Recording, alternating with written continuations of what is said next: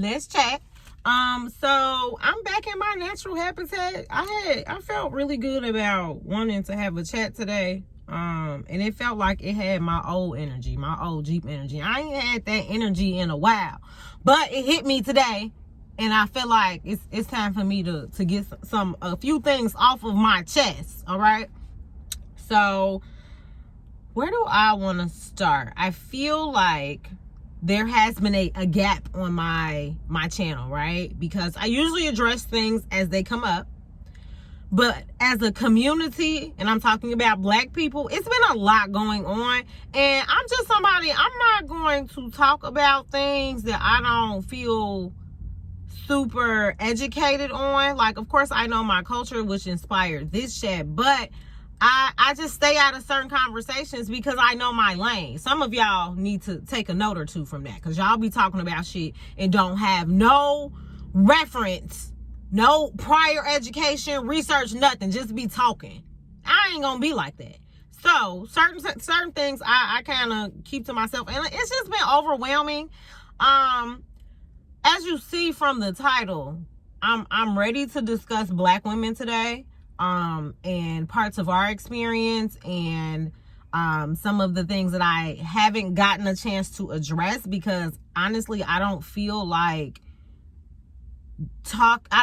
going back and forth with nobody's crusty ass son. I don't. I haven't had that energy in a very long time. So I'm gonna say what I say, and that's just what it's gonna be. You know, it won't be. If your dialogue makes a little bit of sense, I'm always willing to engage. But most of the time, when it comes to topics like this, I stay quiet because I don't want the banter. You know, it's enough to know that the men outside of your circle can be terrible. But when you start having certain conversations and you realize it's some men that are you close with, or that you hang out with, or you're familiar with, who have these trash ass opinions, it just really makes you hopeless. So I be trying to hold out on the little bit of hope that I have for you niggas by just not engaging in certain conversations, you know. But of course, men want to just offer these trash ass opinions up on things that they need to just. I love the thread on Twitter about it's a theme, about men staying in men's business, right? But today we're talking about the fact that when it comes to protecting Black women, there needs to be y'all business. Okay? Because y'all quick to say, I stay out of that. When y'all see some trash ass shit going on against a Black woman, that's when we need you. Okay? I just really want to make it clear. I'm tired of the cap. I'm tired of the cap. I don't want to see you on the internet talking about protect Black women, protect Black women. But y'all are trash ass individuals to the Black women in your lives every day. Stop the cap. And I know that there are some Black women who are also problematic against Black women, but right now I'm uplifting the Black woman, and we're going to talk about the fact that you men need to do better. And again, it's like, you know, how niggas get offended about the whole niggas ain't shit thing. If it don't apply, let it fly. If you're doing your due diligence, this video, anything I'm saying shouldn't make you feel away. But if it makes you feel away, that means it's something not right in your spirit. It means you know deep down that you are out here doing some trash shit or condoning some trash shit, witnessing the trash shit against Black women and not doing it. And not doing anything to combat that. You know, I'm waiting on my breakfast to get done. I'm really excited about it. So I'm not going to hold you all long, but I just let's quickly address a few things. Because, of course, Tory and Megan.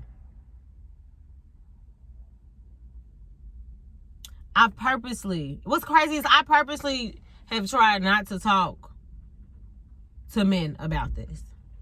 And here I am, man, in my Black ass business at a function, and here come a man wanting to talk about Tory and Megan. Why do you want to be problematic? Why do you want people to hate you right now? Like, I just don't understand it. Like, it's not like you getting any type of credit for bringing this up or having this discussion. Like, I find it so crazy that in any other situations, the police are the feds. They the ops. Fuck them. Don't believe them. They liars. But when it comes to shit, when it comes to black women, we have to pull out all of this evidence, all of like medical records. Like, why do we have to go to that extent to be believed? So let's start there. You want to protect black women? It starts with not invalidating their experiences. Okay? I think you want to protect black women? It looks like standing in solidarity with us when we need to let somebody understand the consequences of their actions. One of the best arguments I've seen about this whole Tory situation, and people bring up Chris Brown and how the fact that, we've continued to embrace Chris Brown even though we know what he's done, is because Chris Brown had remorse. Nobody is exempt from being able to change or being able to grow or be a better individual. I'm not saying that Chris Brown has the best track record. I've already touched on him before. But the difference was, I don't care if it was PR or if he meant that shit from the bottom of his soul. He was apologetic. He came out and held himself accountable. We have not seen that from Tory. All we've gotten is an album, a badly timed album. If that's not an example of not knowing how to read the room, I don't know what is. So all of these, we need to hear his side of the story. I truly believe Tory should have just stayed the fuck quiet until, because the thing is, a gun is involved, somebody got shot. There's a legal issue that is pending and things will be brought to light. I feel like Tory should have just rolled this shit out until what needed to come to light comes to light. Because we're going to see, again, like, unless some big money is involved with, like, paying people off or whatever and not having justice, which we've seen, where, somebody get paid and it gets swept under the rug. But regardless, again, this is a legal issue. Things are going to come out. So even if you are on the whole, well, I'm not... I want to know, it doesn't make sense, and I want to see if I don't believe that Tory shot her. Even if that is your stance, you should be quiet about it. I'm sorry. I know everybody has I think certain opinions shouldn't be shared just for the simple fact of knowing, like, you're teetering a line. So somebody asked me, like, so what happens if it comes out that she didn't do it? I mean, that Tory didn't do it and she lied. Okay, she would be wrong. I'm not going to deny that. But what I'm also not going to do is I'm going to believe her first. I'm not going to come into the situation with the victim, making the victim the person that's the liar. I'm not going to do that. Especially when that victim is a black woman. Like, I don't care. I've made a huge part of what I do in my career as a safe space for black women, so I can do my part in making sure I'm helping us heal. You get what I'm saying? So I don't care. I'm going to believe her first. And if it comes out that it's the other way around, okay, so be it. I didn't lose any sleep behind it. That's what y'all seem to not understand, is like, it doesn't cost you anything to believe a victim, to not invalidate a black woman. It doesn't cost you nothing. Okay, so we know that she got shot. Some of you all choose to not believe, but my point is, like, just keep it to yourself if you're not for black women at this point, because we just do too much, and y'all continuously show up and show us that you don't care. You fake care, and that's why I say I'm tired of the cap. Like, protecting black women looks like advocacy. It looks like standing up for us. And not just the women you're attracted to. Because that's what else, like, I'm tired of. It's like, y'all will sit here and dog somebody out because you don't think she cute or you don't think she a hoe. Black women deserve to be protected. I don't care if she's a stripper, a sex worker, a doctor, a homeless person, a crack addict. I don't care. I almost scratched myself. I don't care. Across the board.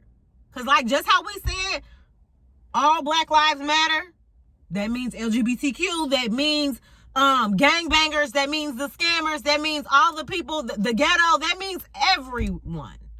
Handicap, it doesn't matter. So the same applies here. Like, you can't sit here and be like, oh, because a woman is not your family. You're a part of the problem. Protecting Black women starts with holding your fellow brethren accountable. Okay? And I mean things like, again, this your small circle. You know you got homeboys out here who are trash-ass individuals to women. And you sit there and you kiki at it because you think it's funny. Chill, bro.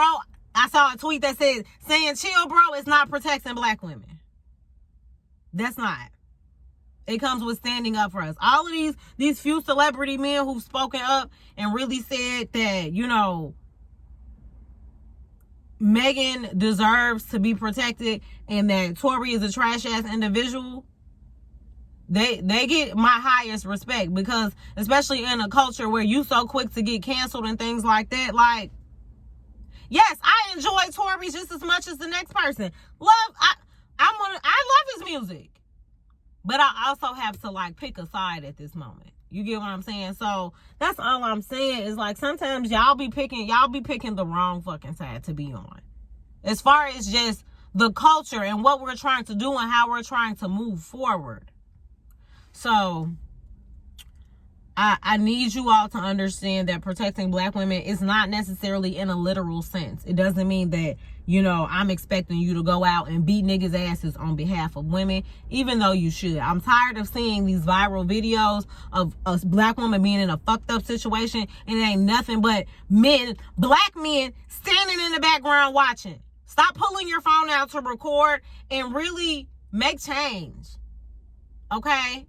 I don't know how else to put it. This is sometimes why I don't even do videos like this, because I feel like this shit goes without saying. Why do I have to say this? Why do I have to get in my bag and really let y'all know that y'all are terrible at really sticking to the message? Just like when y'all was girl dads. Y'all was so ready to scream that about when Kobe passed, but Are you really? Do you really allow your daughter a safe space to be who she is? Or are you sitting here worried about what's going to happen when she start dating or when she start having sex? All these weird ass shits, that you're not going to do with your son. Come on, that's where it starts. It starts at the core of those things. So, sorry, we're still recovering from a little sinus infection. But I want y'all to start holding the men in y'all circles accountable, because y'all really just be letting them be terrible. Protecting Black women starts with not spreading STDs. It starts with not cheating on your girlfriend, your wife, and having babies on the side or bringing them back STDs. It starts with shit like that. Protect our health. Protect our mental. Protect our emotions. That's what protecting Black women is. It's an all-encompassing. You don't get to pick and choose. So either you're with us or you're against us. You're not going to be running in and out this house. Either you're in here or you're out. But you can't sit here and, like I say, I'm tired of the cat. Honestly, I don't care. Y'all, I really had somebody sit here and tell me that. Because that's the thing, right? This isn't a competition of who has it worse. I want to be clear about that, because I feel like sometimes we can fall into that, who's not being advocated for. But I will make it clear, and I think it's clear as day, that when it comes to Black men out here getting killed and just being the lowest on the totem pole, we sit here and we advocate for y'all. We stand up for y'all. We go to war for y'all. That energy is not always returned. And again, if you know that you do what you need to do for Black women, this isn't for you. But for those of you all who know you fall short, your homie ain't doing what he needs to do for his kids, and you okay with that? It be little things like that, because it's a Black woman being hurt on the other side of that scenario. You get what I'm saying? Like, it all kind of ties back. You're enabling him, and not only is his child suffering, the mother of his child is suffering because of his ain't shitness. I don't know how else I could put it. Like, for real, this is why I don't be having a lot to say, because I just feel like it goes without saying. Do better.